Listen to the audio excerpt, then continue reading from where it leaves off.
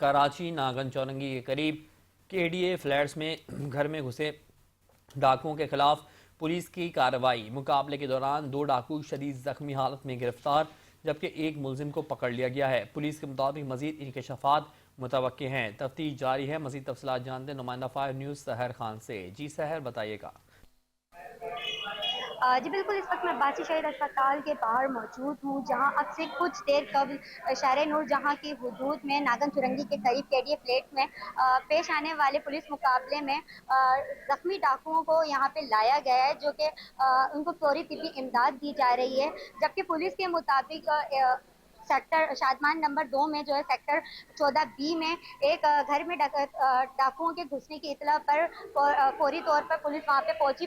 Police को देखते ही डाकुओं ने उन पर फायरिंग की जवाबी फायरिंग में जो है 2 डाकू जख्मी हो गए, जिसको क्या कहते हैं अब्बासी शहीद अस्पताल लाया गया है। एक डाकू जो है वो बिलाजरफ गिरफ्तार हुआ है। पुलिस के मुताबिक जो है जख्मी डाकुओं की शनाख्त जो है आमिर और इमरान के नाम से हुई है, जबकि बिलाजरफ गिरफ्तार मुलजिम जो है वो शाहिद अनवर के नाम से उसकी शनाख्त हुई है। मुल्जिमान के कब्जे से जो है 30 बोर पिस्तौल, लोड मैगजीन और मोबाइल फोन, जबकि वारदात में इस्तेमाल होने वाला रक्षा भी बरामद कर लिया गया है। पुलिस का कहना है कि गिरफ्तार मुल्जिमान से मजीद इंकशाफात की तवक्का है और मजीद तहकीकात इस पर जारी है। जी।